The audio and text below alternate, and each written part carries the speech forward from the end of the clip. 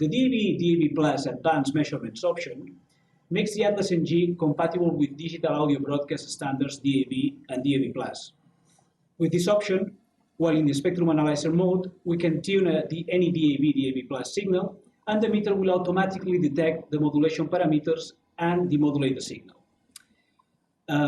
When we head to the measurements tool, which I will maximize now, we can see the basic measurements, quality measurements for DAB Plus, like power level, carrier to noise, MER, and the channel BER. But as well, we show some very specific measurements for DAB, which are the channel BER for the MSC, the FIC, and as well we show the FIB ratio. The MSC channel BER is the channel BER calculated only on the main service channel. The main service channel is the part of the ATI. The ATI is the equivalent to the transport stream in DAB. So when we calculate the channel BER on the MSC, what we are doing is calculating the channel BER only in the part of the ATI that stores the digital audio service data. The services, the digital radio services themselves.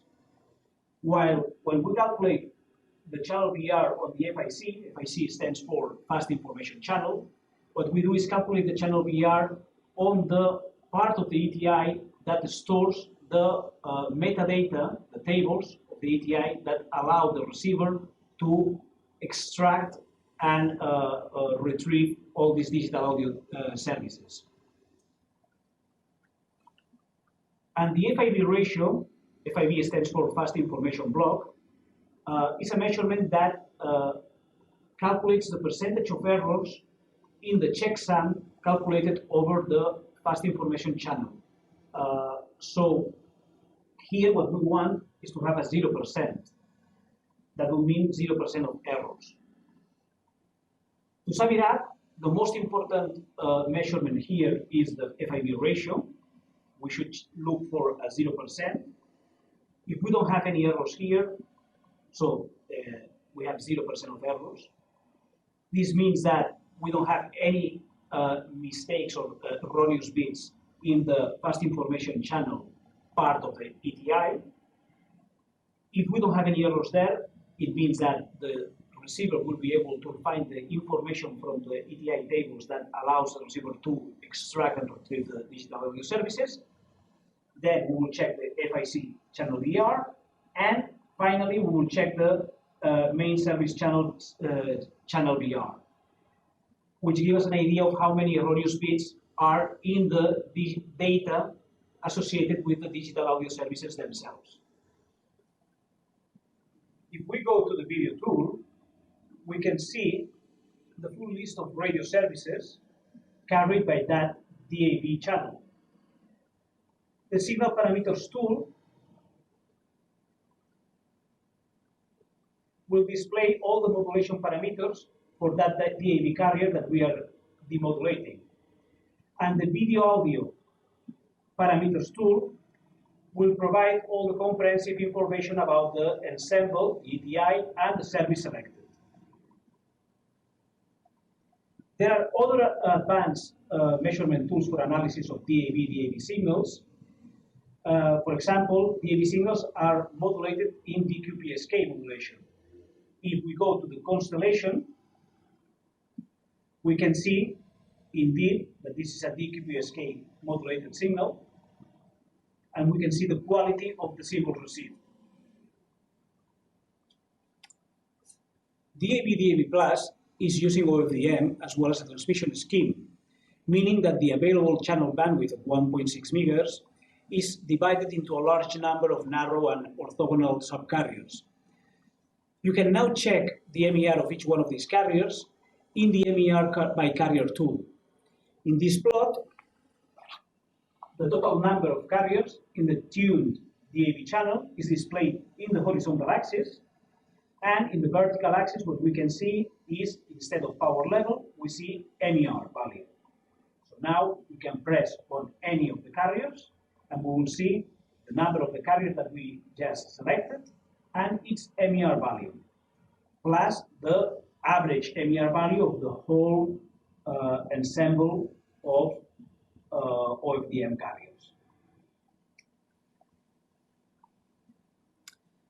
It's important as well to note that DAB and DAB Plus signals can be transmitted under SFN networks. Therefore, it would be very handy to have a meter that features an echo analyzer to check if the main signal that we are receiving from the main transmitter is being interfered by echoes that are coming from distant transmitters. The echo analyzer is used in the same way that you would use it for analyzing DVB-T or DVB-T2 signals. We will find the Echoes Analyzer tool as well by unfolding the Tools menu, selecting Echoes. You can find here the main signal and all the echoes in the Echoes Analyzer plot. From the Tool Preferences menu, you can zoom in and zoom out. For each one of these signals, for the main signal and the echoes, you can see their power level with respect to the main signal, their delay in microseconds with respect to the main signal, and as well the distance that each one of these echoes have traveled with respect to the distance that the main signal has traveled. Everything that falls inside the guard interval is the area displayed between the red blocks, and in the red blocks will represent everything that happens outside the guard interval.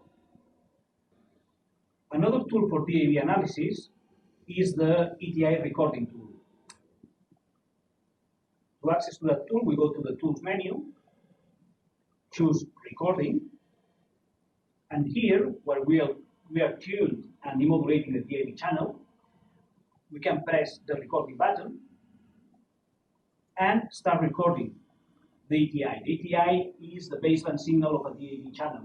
It would be the equivalent signal to the transport stream in DVB-T or DVB-T2 standards. The unit will start recording the ETI in the internal memory of the unit. Once we are done, we press again the same button, the stop recording button. The file will be stored in the internal memory of the unit, but we can export it to an external pendrive from the workspace. Now, I want to show you another tool, is the Shalders attenuation measurement tool. We already explained this tool previously, but I just wanted to tell you that it is possible to take this measurement as well over DAB channels. And finally, the last tool I want to talk about is the TII information, the TII analysis tool. In DAB, before you transmit any set of symbols using all these thousands of OFDM carriers, you transmit before that, alternatively, either null symbols or phase reference symbols.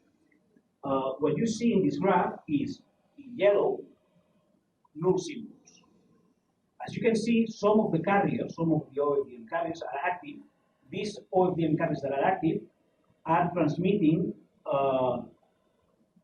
two identifiers, something called main and sub. The main identifier describes the country and region where the signal is being transmitted to, where it's being broadcasted to. While the sub identifier describes the transmitter from which we are receiving this broadcast. So the unit will be able to extract the information from these two identifiers, and as well in green is showing you this other information that is being broadcasted alternatively with the null symbols before the transmission of the digital radio services, which is the PRS symbols. We see them in green. PRS means phase reference symbols, and this is the information that the receiver requires in order to synchronize to the DAB signal before it starts demodulating the DAB signal and extracting the digital radio services. So you can see both sets of information, null symbols carrying these main and sub identifiers, and the PRS symbols, both of them in different colors, so it's clear in this plot. We can provide you as well with an XML file in which you can set up, you can edit the description for every combination of main and sub identifiers. So once the unit has demodulated the DAB signal, it will extract this information, the main and sub identifiers, and will present as label the description that you have edited in this XML file.